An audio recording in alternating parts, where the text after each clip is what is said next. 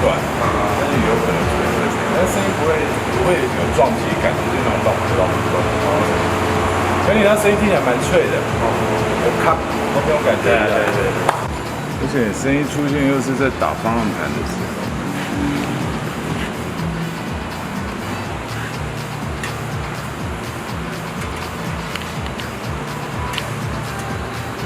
铁道是裂的，没错啊。铁道是裂的，这边也裂了，那边也开始了。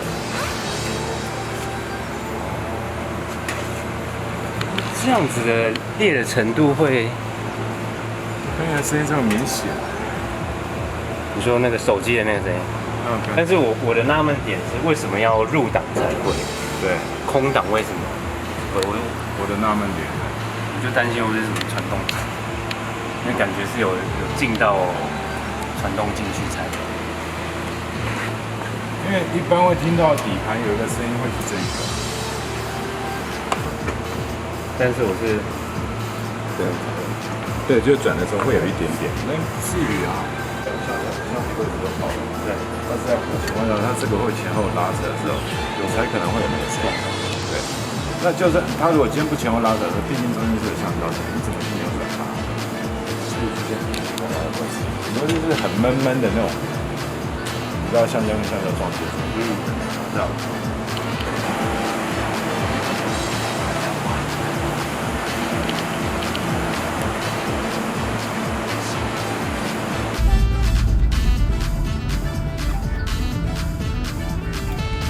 因为我附近唯一的山路就是观音山。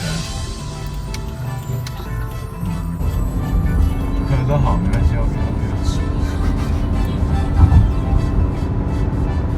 这样都不会出现，对不对？这样都不会出现。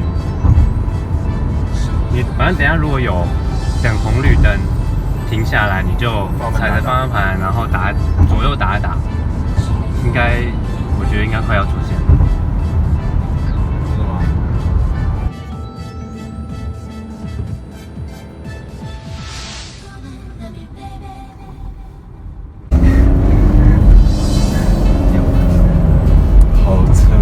小声音哦，你有听到吗？我刚刚隐约听到一下。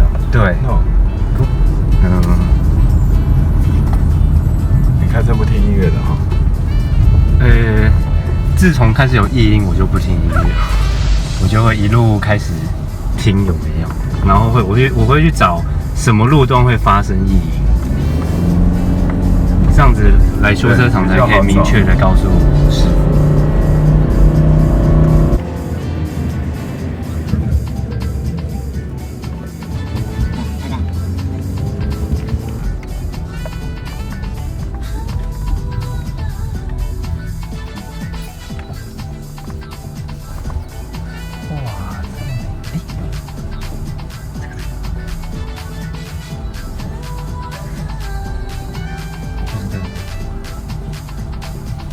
为什么我觉得在后面呢？等一下，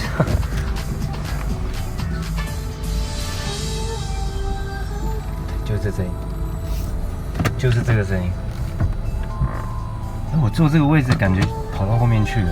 啊，真的吗？听在上面。有左半边其实蛮清楚的。我听在上面，有可能声音会会震，会那声音有点会震的感觉，对不对？对啊。我觉得那声音像弹簧的声音呢。所以是上周。避震器弹簧，不一定上周。可是那个，我等下看看能不能让命头我终于让你听到。怎么样让它？如果是弹簧的声音，真的很头痛。如果弹簧声音，我就算了。但是弹簧的声音，我听是压缩之后那个转的声音。那怎么解释空档不会？没有，我们是讨论。对，并没有说那个空档不会啊。对，待会再试一下。对，入档才会哦。照你这个应该连空档都后面东西不会。没关系。听起来像是上面偏上面的声音。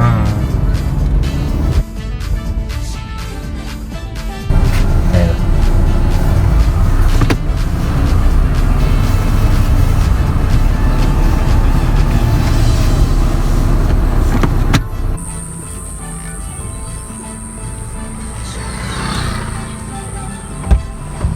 应该是弹簧的声音没错。弹簧的声音。刚刚你这样回来回去的时候，对2次，对不对？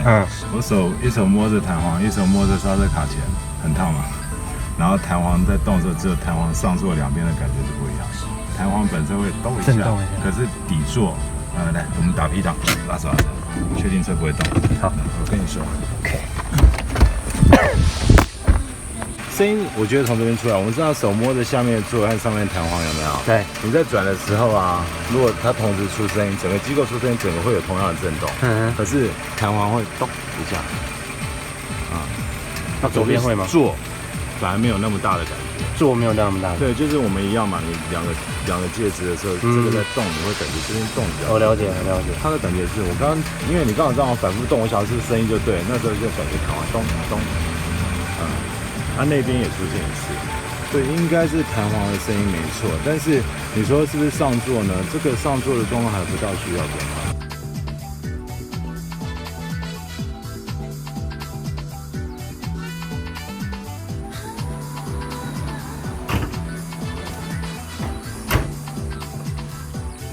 好，我们一样照原路下去啊。好。然后我来想想看有什么方法可以让声音有改善。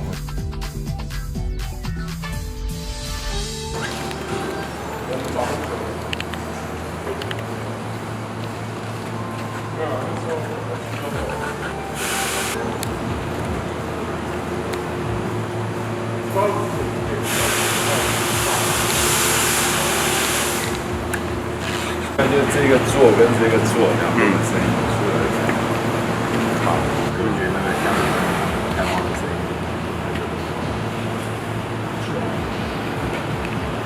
目前看就这个。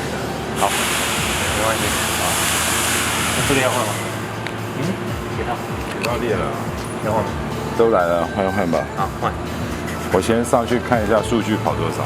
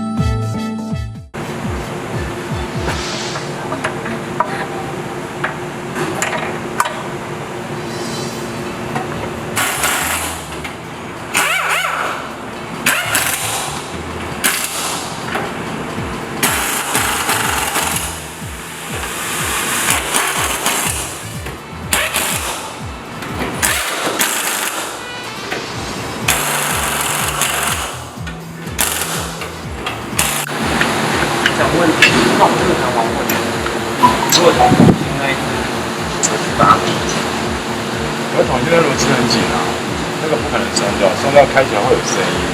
其实我觉得啊，如果有那个机会啊，其实把变声器把它分解掉，然后你把分解掉，其实我相信分解在组装里面没声音，一般声音还会再出来。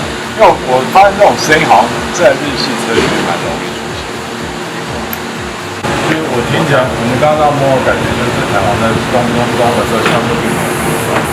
那感觉是弹簧跟上面或者下面接触面的声音，上面其实会大一点，我觉得。而上面下面变黑了，没有破，也没硬掉，弹性也都还可以。所以这是比较纳闷的一点，因为有时候像这种声音出现，大部分你可以看到橡胶可能裂掉，可能金属跟金属摩擦，那声音是都会有。怎么让它隔绝，不要跑到车子里面去？好，继续。